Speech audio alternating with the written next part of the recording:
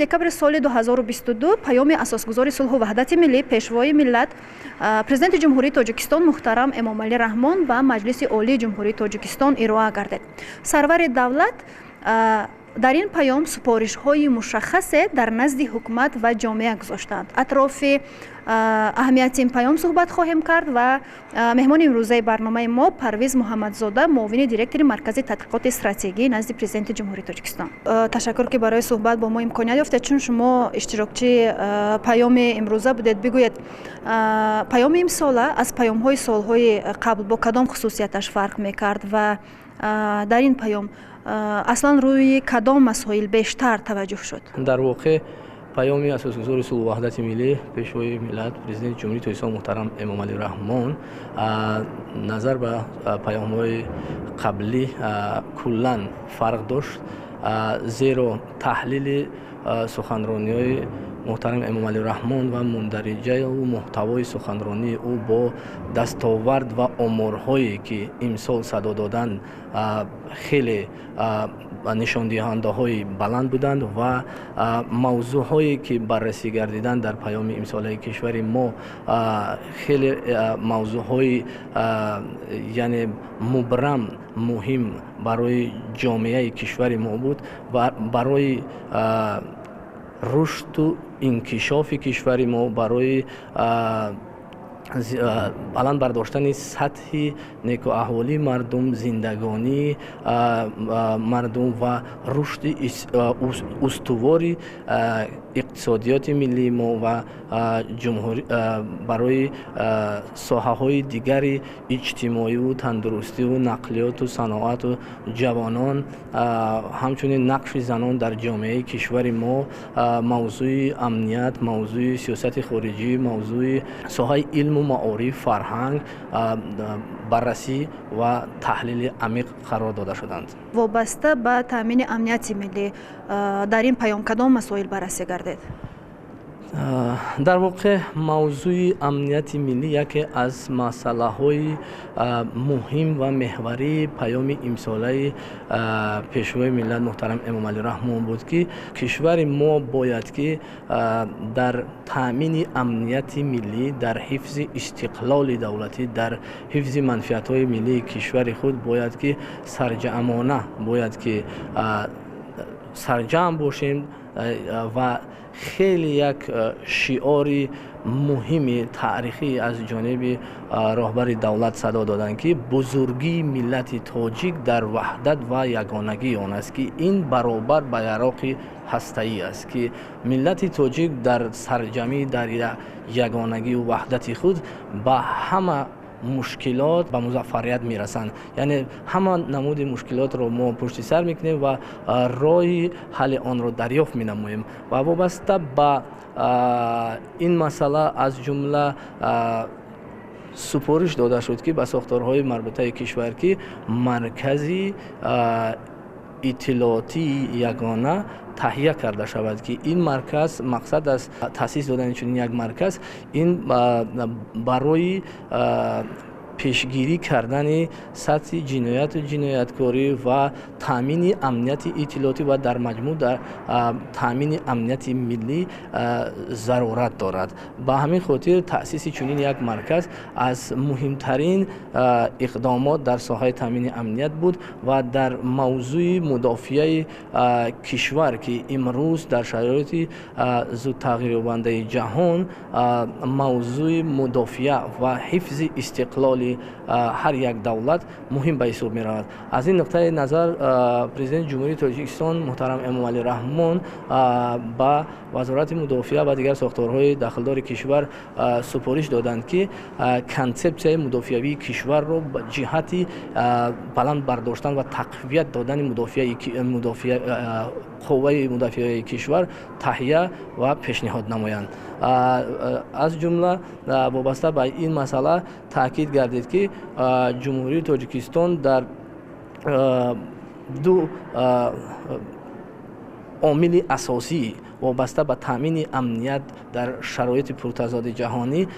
таъкид гардид ки якум бояд ки мо ҳама шаҳрвандони ҷумҳурии Тоҷикистон аз хурд то бузург ҳама ватандӯст бошанд. зеро агар ватандӯстӣ, ҳисси ватандӯстӣ дар замири ҳар як шаҳрванд бошад, дигар боқимонда, яъне рушд, тавсеаи ёфтани кишвари мо ҳама аз ҳамин ватандӯстии мо сарчашма мегирад, ки мо ватандӯст бошем, кишвари худро ба ҳама гуна сатҳ расонида метавонем. медонем ки ҳар сол бахше аз паёми президенти мо ба сиёсати хориҷӣ бахшида мешавад ва имрӯз ҳам президенти кишвар ба ин масъала бисёр таваҷҷӯҳ намуданд ва зикр намуданд ки сиёсати дарҳои боз ки мо дар пеш гирифтаем барои кишвари мо хеле муҳим аст ва ин сиёсатро мо бо ҳамаи кишварҳои ҷаҳон ҳамин гуна идома медиҳем. Идомаи ин сиёсат барои Тоҷикистон чӣ медиҳад? дар воқеъ ҷумҳурии Тоҷикистон ҳамчун субъекти мустақили муносибатҳои байналмилалӣ дар соли 2022 бо 181 кишвари дунё аллакай равобити дипломатӣ барқарор кардааст ва усули сиёсати принсипи сиёсати хориҷии ҷумҳурии Тоҷикистонро ҳамон гунае ки мо шумо медонем, ин усули дарҳои боз аст ва дар воқеъ он мавқеи ки президенти ҷумҳурии Тоҷикистон муҳтарам Эмомалӣ Раҳмон вобаста ба принсипи сиёсати хориҷии ҷумҳурии Тоҷикистон дарҳои кушода таъкид намуданд, ин як сиёсати мутавозин, санҷидашуда ва дар воқеъ барои кишвари мо хеле мувофиқ аст, ки идома додани чунин як сиёсат ва барқарор кардани равобит ва идомаи тавсеаи ҳамкориҳо бо ҳама кишварҳои ҷаҳон, ин дар шароити кунунии буҳрони ҷаҳонӣ барои кишвари мо авлавият дорад. Аз ин нуқтаи назар яке аз афзалиятҳои сиёсати хориҷии ҷумҳурии Тоҷикистонро ҳамсоягии нек ва минтақаи Осиёи марказиро, ки ҳамчун яке аз меҳвар будани он дар сиёсати хориҷии ҷумҳурии Тоҷикистон садо дод. Аз он ҷумла дар ин ҷо вобаста ба ҳамкориҳо бо дигар созмонҳои байналмилалӣ, аз ҷумла бо созмони иттиҳоди давлатҳои мустақил, созмони ҳамкории иқтисодӣ, созмони ҳамкории Шанхай, созмони ҳамкории исломӣ, созмони аҳдномаи амнияти дастаҷамъӣ, иттиҳоди Аврупо, созмони амният ва ҳамкорӣ дар Аврупо ва дигар созмонҳо, яъне идомаи ҳамкорӣ аз ҷониби Тоҷикистон бароҳ монда мешавад. Аз ҷумла нақши калидии созмони милали муттаҳидро дар ҳалли ҳама гуна мушкилиҳои ҷаҳон ҷумҳурии Тоҷикистон пуштибонӣ менамояд. Президенти ҷумҳурии Тоҷикистон аз ҷумла вобаста ба масъалаи сиёсати хориҷии ҷумҳурии Тоҷикистон ва усули пешбурди сиёсати хориҷии ҷумҳурии Тоҷикистон дар арсаи байналмилалӣ таъкид доштанд, ки ҷумҳурии Тоҷикистон роҳ ҳалли ҳама мушкилоти ҷаҳониро дар асоси муколама мебинад ва онро идома медиҳад. Ба ҳамин хотир ҷумҳурии Тоҷикистон бо як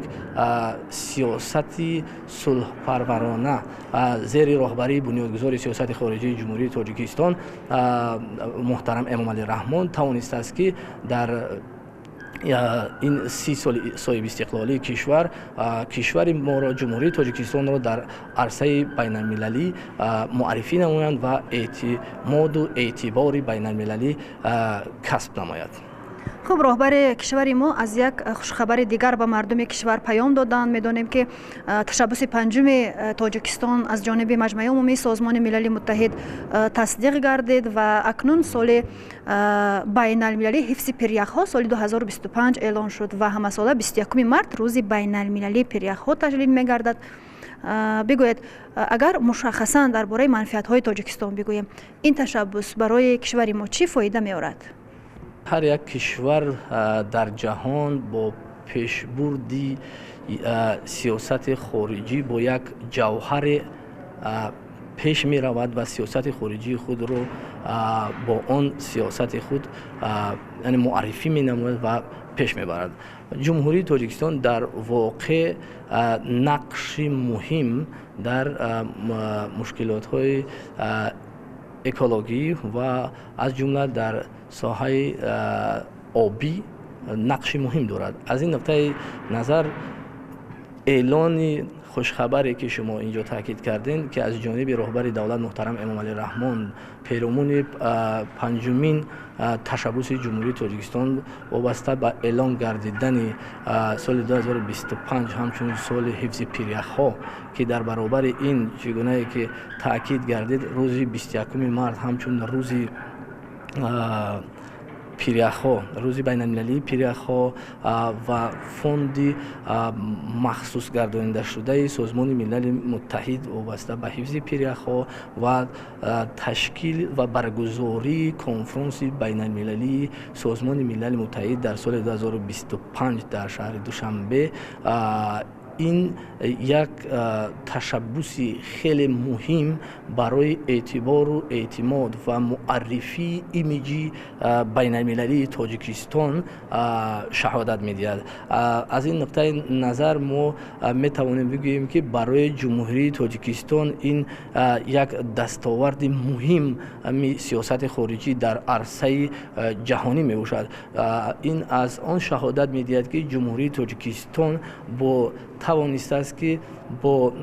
دیپلماتیای آب یا همچون جوهر سیاست خارجی جمهوری تاجیکستان کشور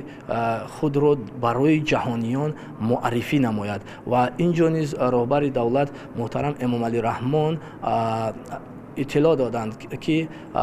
خود همین روز از جانب کاتب ژنرالی سازمان ملل متحد آنتونیو گوترش دسترس نمودن برقیه تبریکی از جانب سازمان ملل متحد وابسته به قبول این تشبث مهم جهانی تاجیکستان، این خود علاقه از اعتراف بین المللی پیشوای ملت همچون راهبر کشوری که توانسته است که کشور خود را برای جهانیان معرفی نماید و همچون شخصی که در راه حل مشکلات جهانی سهم ارزنده دارد از آن شهادت می‌دهد. خب در آخر می‌دانیم که تاجیکستان تشبثکار اساسی مسائل آبی است. چرا کشور ما به مسئله آب اینقدر اهمیت می‌دهد؟ بله، در واقع جمهوری تاجیکستان یکی از کشورهای تشبثکار در سمت آب و اقلیم است، زیرا امروز با آن عهده‌داری‌هایی که از جانب سازمان‌های بین‌المللی برای کشورهای اعضا پیشنهاد می‌گردد، اگر ما با آن نظر افکنیم، تحلیل رهبر دولت ما نشان دادند که جمهوری تاجیکستان با آن نشاندادهایی که دارند یعنی 98% را تشکیل می‌دهند که آن عهده‌داری‌هایی که بین‌المللی که سازمان‌های بین‌المللی پیشنهاد می‌نمایند 50% را تشکیل میده و از سطح گازهای گلخانه‌ای که هستند در آن هم سطح یعنی از جمهوری تاجیکستان هیچ گونه ضرری در آن هم دیده نمیشد که خیلی پایین است، فایز پایین است و به همین خاطر جمهوری تاجیکستان وابسته به آن تشبث‌هایی که آن عهده‌داری‌هایی که سازمان‌های بین‌المللی ارائه می نمایند، ما همچون کشور مسئول برای تولید انرژی سبز و اقتصاد سبز یکی از کشورهای مهم و مسئول به حساب می رود. به همین خاطر جمهوری تاجیکستان هر یک کشور با داشتن یک جوهر کشور خود را برای جهانیان معرفی می کرد و جمهوری تاجیکستان با همین دیپلماتیای آب همچون جوهر سیاست خارجی توانسته است که کشور خود را برای جهانیان معرفی نماید. تشکر زیاد به شما. بیننده های ارجمند، یادآور می‌شویم که صحبت داشتیم با پرویز محمدزاده، معاون دیرکتوری مرکزی تحقیقات استراتژیکی نزد پرزیدنت جمهوری تاجیکستان وابسته به اهمیت پیام پیشوای ملت به مجلس عالی جمهوری تاجیکستان. اینجا برنامه ما انجام یابد. برنامه‌های دیگری شبکه جهان ما ادامه دارند. با ما باشید.